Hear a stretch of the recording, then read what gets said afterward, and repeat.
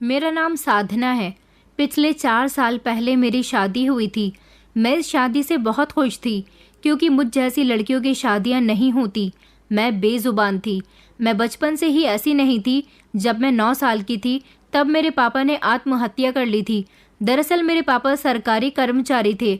उनके दफ्तर के ही कुछ लोगों ने मिलकर उन पर आरोप लगाया था कि उन्होंने रिश्वत ली है। रिश्वतखोरी के जुर्म में उन्हें अरेस्ट कर लिया गया था। इस बीच उनकी बहुत बदनामी हुई थी। लोग उन्हें रिश्वतखोर कहने लगे थे। उस समय हम दोनों बहनें बहुत छोटी थीं। पापा अपनी दोनों बेटियों से बहुत प्यार करते थे। हम भी अपने पापा से इतना प्यार करते थे कि हमेशा हमने अपने पापा का कहना माना था। कभी उनकी मर्जी के बिना कोई काम नहीं किया था। हमारा छोटा सा परिवार खुशहाल जिंदगी गुजार रहा था। मेरे पापा ने ऑफिस में कुछ लोगों को रिश्वत लेते हुए देख लिया था और वो उन लोगों के खिलाफ आवाज़ उठाना चाहते थे। जब उल्टा उन लोगों ने ही मेरे पापा को रिश्वतखोरी के जुर्म में अरेस्ट करवा दिया। अरेस्ट होने की वजह से पापा की बहुत बदनामी हुई थी। पापा के एक दोस्त बहुत अमीर थे जो उन दिनों अपने काम के सिलसिले में आउट ऑफ कंट्री गए हुए थे। जब वो वहाँ से आए तो उन्हें पता चला कि उनके जिगरी दोस्त के साथ ये सब कुछ हो गया। उन्होंने मेरे पापा की मदद करने की कोशिश की थी। उन्होंने मेरे पापा को जेल से रिहा करवा दिया था। पापा उनके बहुत आभारी हो गए थे। उनका नाम भास्कर अंकल था। वो हमें भी बिल्कुल अपनी बेटियों की तरह चाहते थे। मेरे पापा जेल से छूट गए थे और घर आ गए थे, मगर आसपास के लोग उनकी बहुत इंसल्ट कर रहे थे। ये सब मेरे पापा से बर्दाश्त न हो सका। रात का समय था जब पापा अपने कमरे में बैठे हुए बुरी तरह से रो रहे थे। मम्मी मेरी छोटी बहन को लेकर उसके कमरे में सो रही थी और उस रात मैं अपने पापा के पास थी जब मेरे पापा ने मुझे सोने के लिए कहा था। मुझे शुरू से ही अपने पापा से बहुत लगाव था, इसलिए मैं ज़्यादातर अपने पापा के साथ ही रहती थी। पापा ने मुझसे कहा कि बेटा सो जाओ, काफ़ी रात हो गई है, सुबह तुम्हें स्कूल भी तो जाना है ना। पापा की बात पर मैंने सोने के लिए अपनी आंखें बंद कर ली थी। पापा को लगा था कि उनकी बेटी सो गई है, मगर मैं तो जाग रही थी। जब अपने पापा के रोने की और सिसकियों की आवाज़ मेरे कानों में पड़ रही थी तो मुझे नींद नहीं आ पा रही थी। भला मेरे पापा इतने परेशान थे, इतनी बड़ी परेशानी से गुजर रहे थे, तो मैं कैसे सो सकती थी। उस समय भले ही मेरी उम्र कम थी, मगर मैं बहुत समझदार थी। पापा ने इस समय कमरे का दरवाज़ा बंद किया और वो रस्सी को पंखे से बांधने लगे। उस समय मेरी समझ नहीं आई थी कि पापा क्या कर रहे हैं। उसके बाद पापा ने रस्सी का फंदा बनाकर अपने गले में लटका लिया और इस तरह पापा ने रस्सी पर झूलकर अपनी जान दे दी थी। जब मैंने अपने पापा को मृत हालत में देखा तो मेरी एक ज़ोरदार चीख निकली थी। मेरी चीख इतनी ज़्यादा तेज़ थी कि मेरे दिल को एक गहरा सदमा लगा था और मेरी आवाज़ भी उसी समय जा चुकी थी। ज़ुबान होते हुए भी मैं पूरी बेज़ुबान हो गई थी। काफ़ी दिनों तक मेरी तबीयत ख़राब रही थी। मुझे बुखार आ गया था। आखिर इतने कम उम्र में अपने पिता की मौत जब कोई बच्चा अपनी आंखों से देख ले तो उसके दिल पर क्या सदमा बैठ सकता है, ये तो आप लोग अच्छे से अंदाज़ा लगा सकते हैं। अपने पापा की आंखें मैंने अपनी आंखों के सामने बंद होते हुए देखी थी। ये सब मैं बर्दाश्त न कर सकी और अपनी आवाज़ गवा बैठी थी। मम्मी और मेरी बहन पापा की मौत पर बहुत रोई थी, जबकि मुझे पापा की मौत पर रोना नहीं आया था। मेरी आंखों के आंसू तो जैसे खुश्क हो गए थे, मुंह से आवाज़ नहीं निकल रही थी। पापा की मौत के उस नज़ारे के अलावा आंखों में कुछ दिखाई नहीं दे रहा था। सब लोग मुझे रुलाने की कोशिश कर रहे थे, मगर ना तो मेरी ज़ुबान से शब्द निकल रहे थे और ना ही मेरे चेहरे पर किसी तरह के एक्सप्रेशन आ रहे थे। मैं गुमसुम सी हो गई थी। मुझे अस्पताल में भर्ती कराया गया तो मेरे घर वालों को पूरी बात बता दी गई थी। ये सदमा सिर्फ मेरे दिल को ही नहीं बल्कि दिमाग को भी लगा था और मैं धीरे धीरे अपने दिमाग से भी कमज़ोर होती गई थी। लेकिन फिर वक्त गुजरने के साथ साथ सब कुछ ठीक हो गया। मैं काफ़ी हद तक रिकवर हो गई थी। मेरे इलाज का सारा खर्चा भास्कर अंकल ने उठाया था, क्योंकि पापा के जाने के बाद तो हमारे घर के हालात बहुत ख़राब हो गए थे। ये तो अच्छा था कि मेरी मम्मी बहुत पढ़ी लिखी थी, इसलिए उन्होंने स्कूल में जॉब करना शुरू कर दिया था। उन्होंने मेरा इलाज करवाने की भी काफ़ी कोशिश की थी कि मेरी आवाज़ वापस आ जाए, मगर मेरी आवाज़ वापस न आ सकी थी और काफ़ी वक्त इसी तरह से गुजर गया था। फिर हम दोनों बहनें बड़ी हो गई थी। मैं बेहद खूबसूरत थी, लेकिन मेरी आवाज़ ना होने की वजह से मेरे रिश्ते नहीं आ रहे थे। मम्मी चाहती थी कि मेरी जल्द से जल्द शादी हो जाए, क्योंकि मम्मी ने पापा के जाने के बाद हम दोनों बहनों की परवरिश बड़ी मुश्किल से की थी। अब वो चाहती थी कि हम दोनों बहनें अपनी ससुराल जाकर सुखी रह सकें। लेकिन लोग कहते थे कि तुम्हारी बड़ी बेटी का रिश्ता लगना तो इम्पॉसिबल है, इसलिए तुम अपनी छोटी बेटी का रिश्ता तय कर दो, ताकि बड़ी के चक्कर में छोटी की उम्र ना निकल जाए। मैं बहुत सीधी और भोली भाली थी, लोगों की बातें मुस्कुराकर सुन लिया करती थी और जितना हो सके लोगों की बातों को इग्नोर किया करती थी। मेरी छोटी बहन किसी की भी गलत बात को बर्दाश्त नहीं कर सकती थी। अगर उसके सामने उसे कोई कुछ गलत बोलता तो वो उसके मुंह पर ही जवाब दिया करती थी। फिर एक दिन उसके लिए रिश्ता आया। मम्मी की तो शुरू से ही यही ख्वाहिश थी कि पहले उनकी बड़ी बेटी की शादी हो जाए, क्योंकि अगर उन्होंने छोटी बेटी की शादी पहले कर दी तो उनकी बड़ी बेटी के अंदर और ज़्यादा कमियां निकलने लगेंगी, उसकी शादी में और ज़्यादा मुश्किलें आ जाएंगी। मगर अब क्या कर सकते थे। लड़के वाले बहुत जिद कर रहे थे कि उन्हें मेरी छोटी बहन कल्पना पसंद आ गई है और वो लोग बिना दान दहेज के शादी करने के लिए तैयार हैं। मैं इशारों में बातें कर लिया करती थी। जब मैंने देखा कि मेरी मम्मी मेरी वजह से परेशान हो रही है तो मैंने उनको इशारों से कहा था कि आप मेरी फिक्र मत करो, मैं आपके साथ रहूंगी। आप कल्पना की शादी कर दो, वो अपने ससुराल की हो जाएगी। आखिर कब तक मेरी वजह से मेरी छोटी बहन घर बैठी रहेगी। मम्मी ने मुझे गले से लगा लिया था और कहा था कि तुम देखना, एक दिन तुम्हारे लिए भी कोई राजकुमार आएगा और तुम्हें ले जाएगा। जैसे तैसे मेरे समझाने पर मम्मी ने लड़के वालों से इस रिश्ते के लिए हाँ कर दी थी। मेरी बहन को भी इस रिश्ते से कोई एतराज नहीं था। इस तरह उसकी शादी हो गई और वो विदा होकर अपनी ससुराल चली गई थी। मेरी बहन अपनी ससुराल में बहुत खुश रह रही थी। मम्मी उसकी तरफ से बहुत बेफिक्र थी। काफ़ी वक्त इसी तरह से गुजर गया, जब एक दिन भास्कर अंकल हमारे घर आए और उन्होंने मम्मी से मेरे भी रिश्ते की बात की थी। भास्कर अंकल कहते थे कि अगर मेरा कोई बेटा होता तो मैं तुम्हारी बड़ी बेटी को अपने घर की बहू बना लेता, मगर भगवान ने मुझे सिर्फ बेटियां दी हैं। मैं आप लोगों के लिए ज़्यादा तो कुछ नहीं कर सकता, लेकिन साधना के लिए एक रिश्ता लेकर आया हूँ। मम्मी ये बात सुनकर खुश हो गई थी, मगर फिर उनका मन उदास हो गया था।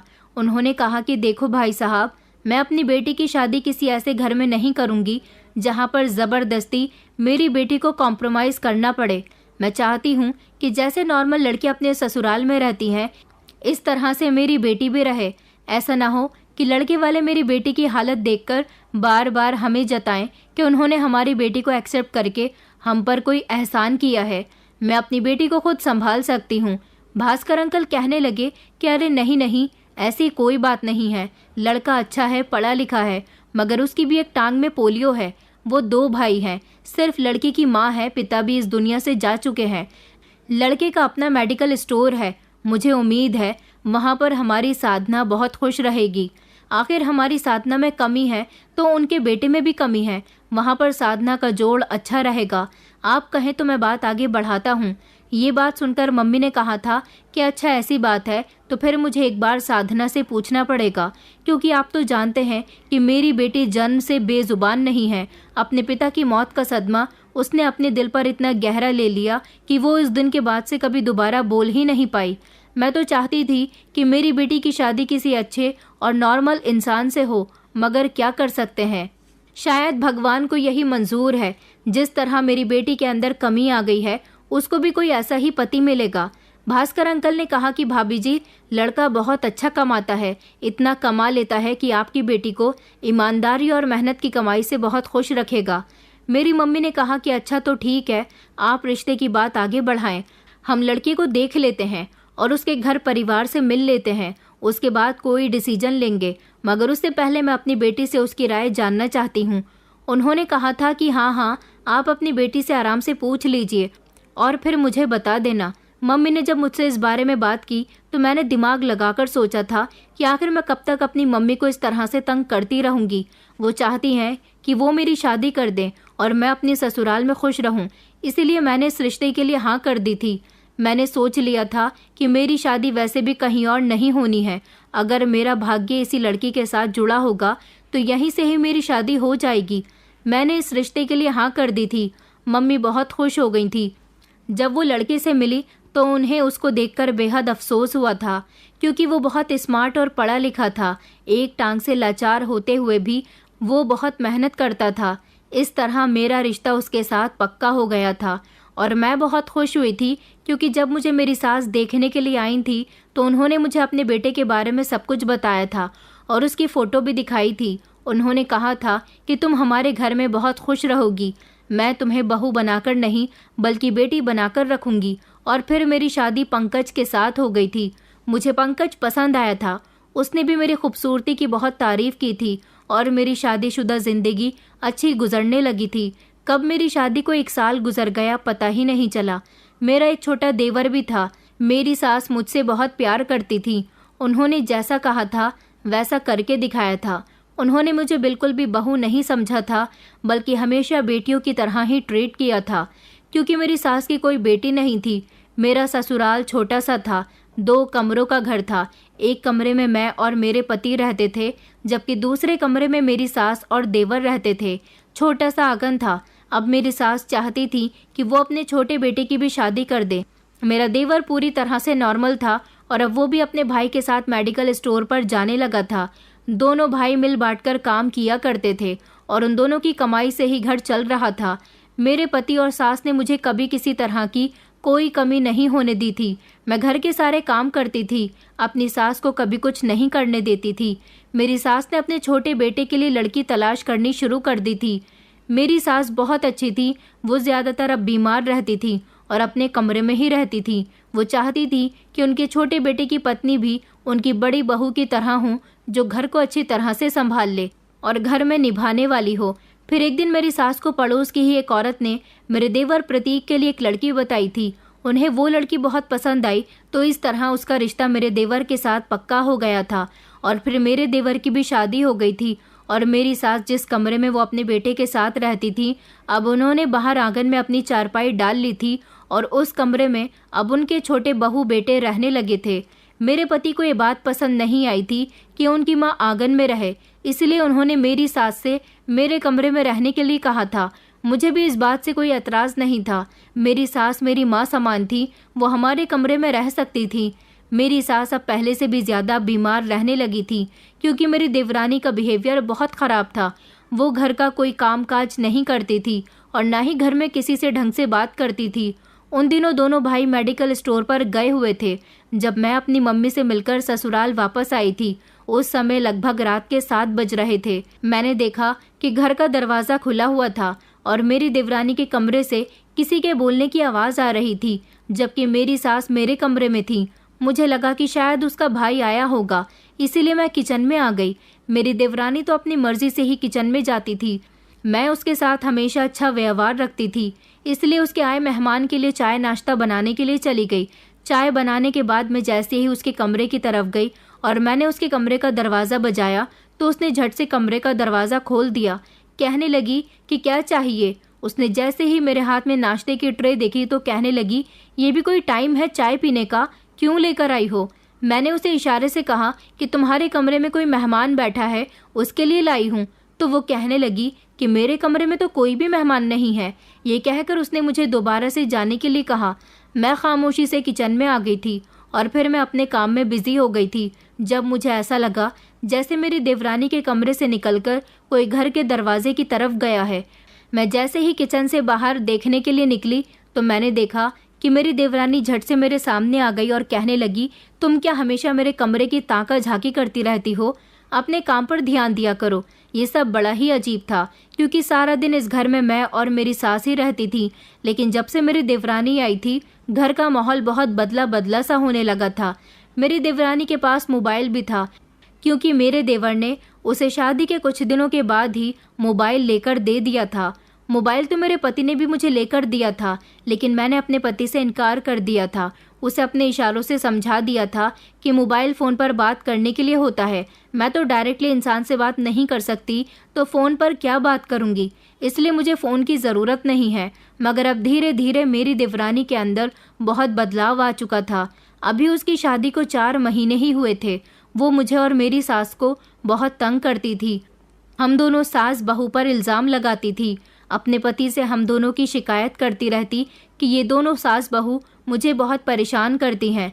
मैं जो भी काम करती हूँ उसमें नुक्स निकालती हैं, मुझे टाइम पर खाना नहीं देती, हमेशा मुझे ताने देती रहती हैं, जबकि वो कोई काम करती ही नहीं थी।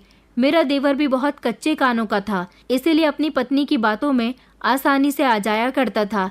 लेकिन अपनी शादी के कुछ दिनों तक मेरे देवर ने अपनी पत्नी की बातों को इग्नोर किया था। मगर जब उसकी पत्नी रोज रोज उससे यही बातें करती थी तो वो अब अपनी माँ और भाभी को बुरा समझने लगा था। मेरा पति तो ज्यादातर अपने मेडिकल पर ही होता था, इसलिए घर के मामलात के बारे में उसे ज्यादा पता नहीं होता था। मगर देवर अब बहुत ज्यादा समझदार हो गया था। वो पूरी तरह से अपनी पत्नी के कब्जे में आ गया था। मेरी सास दिन रात रोती रहती थी, कहती थी कि ये न जाने कैसी बहू मैं अपने घर में ले आई हूँ, जिसने मेरे पूरे घर के माहौल को बदल कर रख दिया।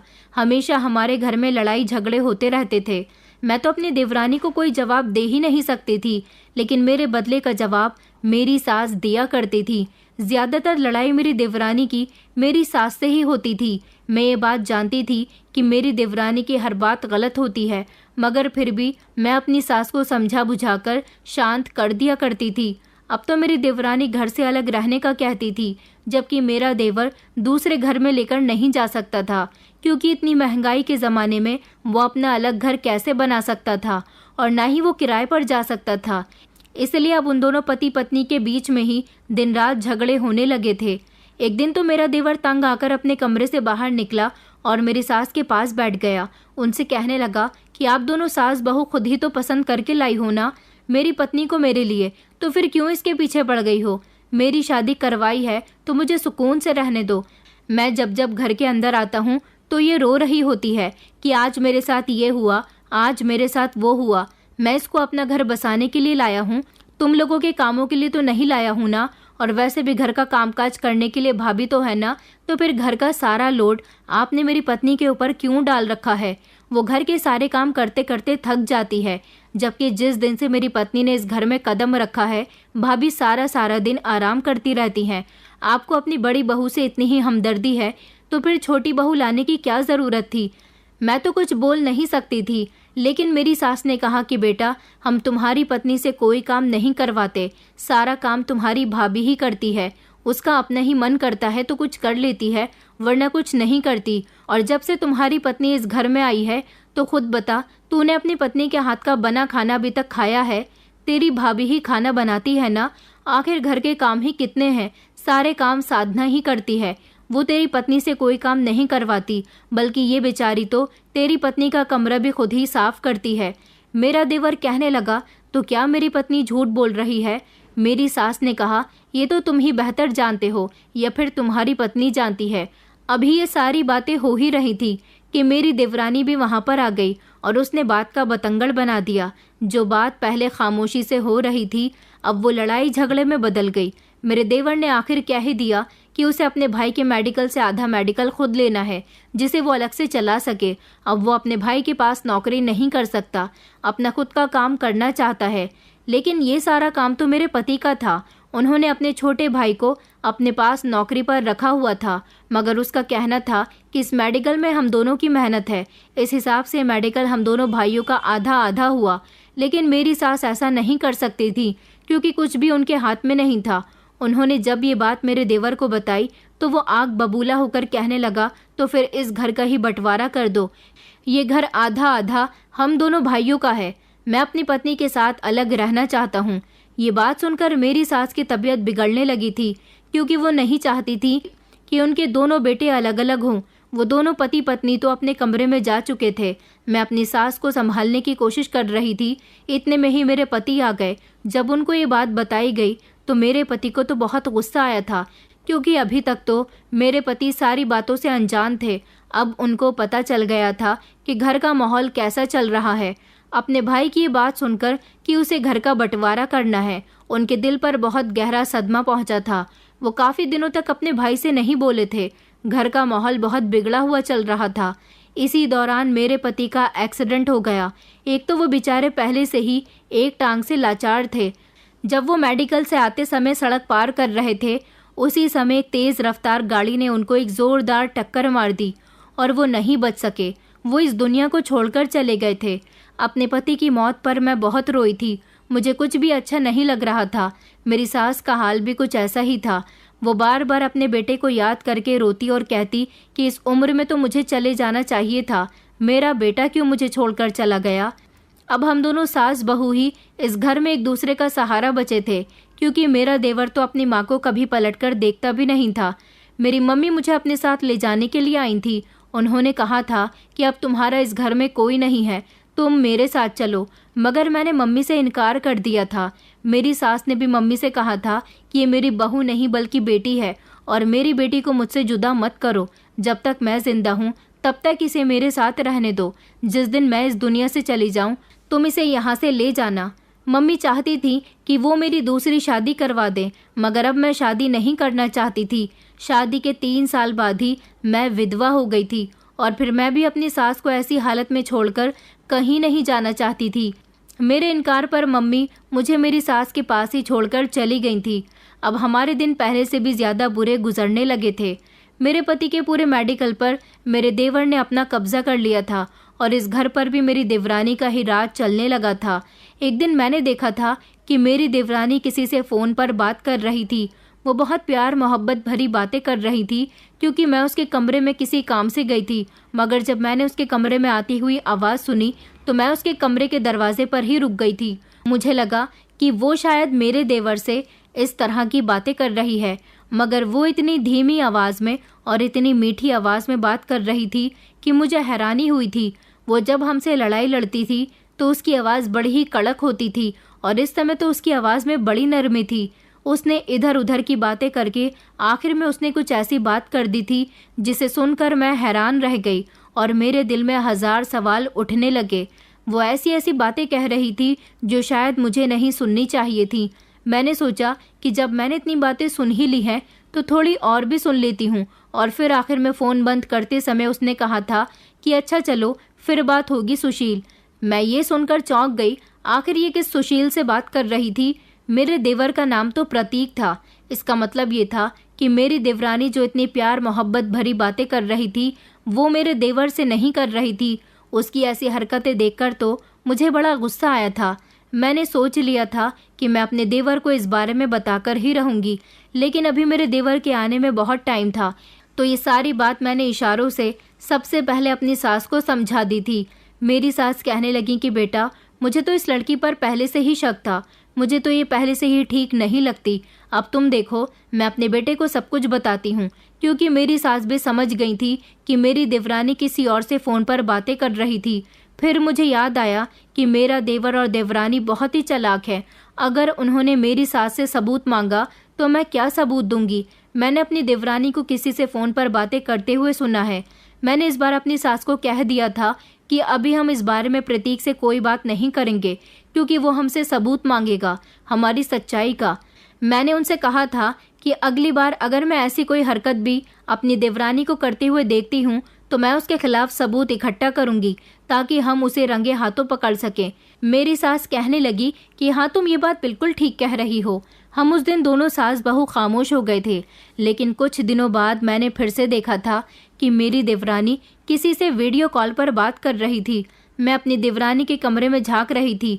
मुझे अपनी देवरानी की शक्ल तो नज़र नहीं आ रही थी, लेकिन मोबाइल वाले बंदे की शक्ल साफ नज़र आ रही थी।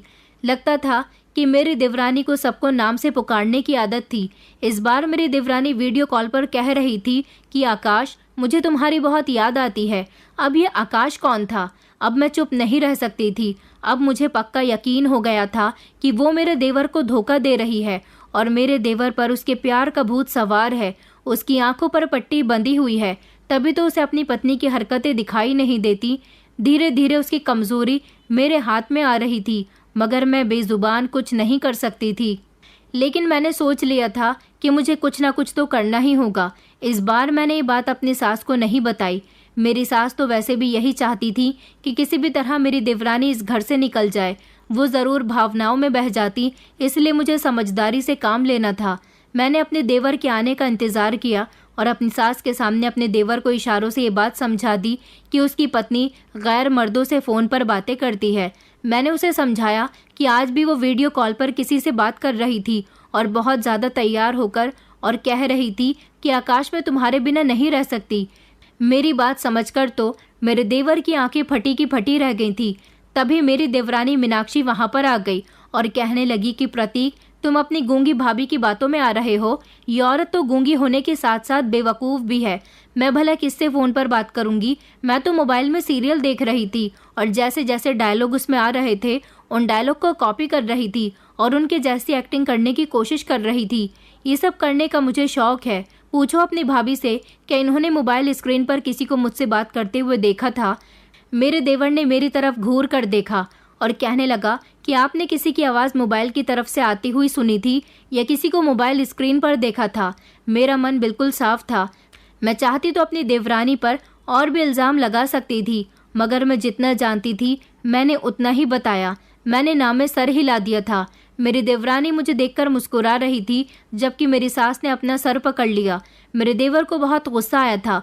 वो मुझ पर जोर से चिल्लाया था। मैं डर कर अपनी सास के पीछे हो गई थी। मेरा देवर कहने लगा, अगर मीनाक्षी मोबाइल पकड़कर एक्टिंग कर रही थी तो इसका मतलब ये तो नहीं कि वो किसी और से बातें कर रही थी। पहले बात की जांच पड़ताल निकाल लिया करो कि कौन क्या कर रहा है। बिना सोचे समझे किसी पर इल्ज़ाम नहीं लगाना चाहिए। भाभी, आखिर आपकी हिम्मत भी कैसे हुई मेरी पवित्र पत्नी पर आरोप लगाने की? अपने देवर की बातों से मैं बेहद डर गई थी। उसकी पत्नी कितनी पवित्र थी ये तो मैं बहुत अच्छी तरह से जानती थी, मगर मैंने इस बार भी गलती कर दी थी। बिना ही सबूत के मैंने अपने देवर को उसकी पत्नी की हकीकत के बारे में बता दिया था, जिस पर मेरे देवर ने मेरी बात का कोई यकीन नहीं किया था। मेरी देवरानी ने आग में तेल डाला और रोना शुरू कर दिया। वो कहने लगी कि इस औरत ने बेजुबान होते हुए भी मुझ पर इतना घटिया इल्ज़ाम लगा दिया। सोचो, ये बोलती होती तो ना जाने क्या करती। इसने तो ये भी नहीं सोचा कि ये अब विधवा हो चुकी है, अपने देवर की कमाई खा रही है, इसलिए इस घर में खामोशी से रहती रहे। मगर नहीं, जिनकी कमाई खा रही है उसी की पत्नी पर इल्ज़ाम लगाने पर आ गई है। ये सब सुनकर मेरी सास जोर जोर से रो रही थी। उसने तो मुझ पर ये इल्ज़ाम भी लगा दिया था कि ये मेरे कमरे में ताका झाकी क्यों करती रहती है। इसे कोई हक नहीं बनता कि मेरे कमरे में ताक झाक करने का। मेरा देवर कहने लगा कि माँ, मुझे तो लगता है कि आपको भाभी को उनके मायके पहुंचा देना चाहिए। मैं कल ही भाभी को उनके मायके छोड़कर आता हूँ, क्योंकि भाभी की अगर यही हरकतें रहीं तो हमारे घर में कभी सुख शांति भरा माहौल नहीं बन सकेगा। मेरी सास ने मेरा मजबूती से हाथ पकड़ लिया और कहने लगी कि नहीं, मेरी बहू कहीं नहीं जाएगी, ये मेरे साथ यहीं रहेगी। मेरे देवर ने मेरी तरफ घूर कर देखा और कहने लगा कि कल अपना सामान तैयार करके रख लेना, कल तो मैं तुम्हारे मायके छोड़कर आऊँगा। मैं गर्दन हिलाते हुए रोने लगी थी और अपनी सास को अपनी रोती हुई नज़रों से बता रही थी कि मैं आपको छोड़कर कहीं नहीं जाना चाहती, जबकि मेरी सास का भी यही हाल था। उन्होंने कहा कि नहीं बेटा, मैं तुम्हें कहीं नहीं जाने दूंगी, क्योंकि मेरी सास जानती थी कि कौन सच्चा है और कौन झूठा है। ये सब करना मुझ पर बहुत भारी पड़ गया था। मैं सारी रात रोती रही थी और मुझे अपने पति की बहुत याद आ रही थी। अगर मेरा पति आज जिंदा होता तो शायद मुझे और उसकी माँ को इन सारी तकलीफ़ों से ना गुजरना पड़ता। अगले दिन मेरे देवर ने मेरी देवरानी से कह दिया था कि वो मुझसे मेरा कमरा खाली करवा ले, क्योंकि वो मुझे मेरे मायके छोड़ कर आएगा। इसलिए मीनाक्षी ने मेरे कमरे का सारा सामान बाहर फेंकना शुरू कर दिया था। मैं रो रही थी कि प्लीज़ मेरे साथ ऐसा मत करो, मैं यहाँ से कहीं नहीं जाऊँगी। मैं उसके आगे हाथ जोड़ रही थी, मगर वो मेरा कोई भी इशारा समझने के लिए तैयार नहीं थी। मैं उसके पैरों में गिर गई तो वो कहने लगी, और करो मेरी जासूसी। मेरी जासूसी करने की तुम्हें यही सज़ा मिलेगी। तुम्हारी असल जगह तुम्हारे घर पर ही है। तुम्हारे जाने के बाद मैं इस बुढ़िया को भी ठिकाने से लगा दूंगी, फिर इस घर में अकेली आराम से ऐश करूंगी। मेरे कमरे में छुप छुप कर मेरी हरकतों पर नज़र रख रही थी, मगर मैंने उसके पैर मजबूती से पकड़ लिए और उसे इशारे से कहा कि अब मैं आगे से ऐसा कुछ भी नहीं करूंगी। तो उसने कहा कि अच्छा तो फिर ठीक है, लेकिन तुझे इस घर में छोटी सी चूहिया बनकर एक तरफ ही रहना होगा, ज़्यादा फुदकने की ज़रूरत नहीं है।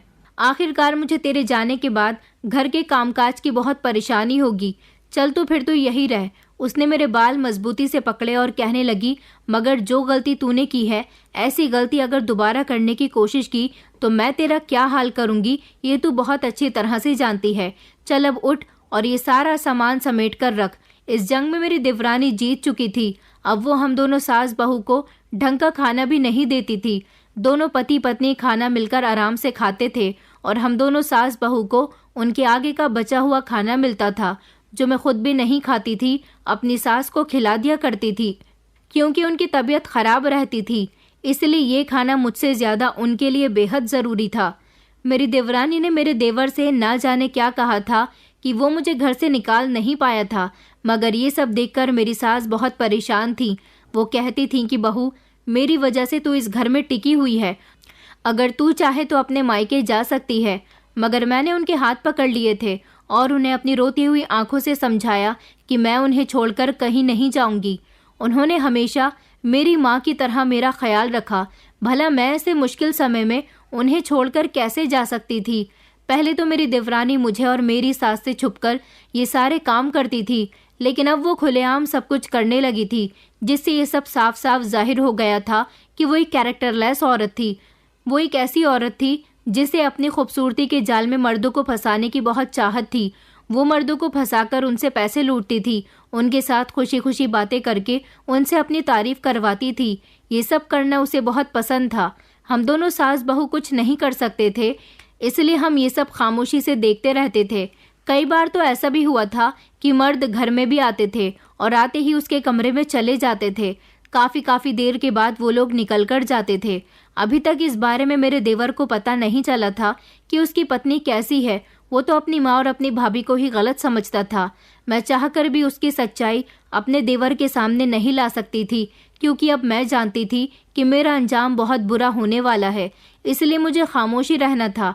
उसने कहा था कि अगर तुमने इस बारे में किसी को बताने की कोशिश की तो मैं इस बुढ़िया को जान से मार दूंगी। वो मेरी सास को मारने की धमकी दिया करती थी और कहती थी कि तुझ पर इतने इल्ज़ाम लगाऊंगी कि तुझे अपनी ज़िंदगी से नफरत होने लगेगी। वो बहुत शातिर और चालाक थी, इसलिए मैं उसकी बातों को खामोशी से बर्दाश्त किया करती थी। सब कुछ अपनी आंखों से देखते हुए भी मुझे इग्नोर करना पड़ता था। मैं घर के सारे काम नौकरानियों की तरह करती थी और एक तरफ अपनी सास की भी सेवा करती थी। मेरी देवरानी बस इतना चाहती थी कि वो पूरा घर उसका हो जाए और मेरे देवर को भी उसके बारे में कभी कुछ पता न चले। वो मेरे देवर के सामने तो उसकी बनकर रहती, जबकि देवर के पीछे दूसरे मर्दों के साथ इश्क लड़ाया करती थी।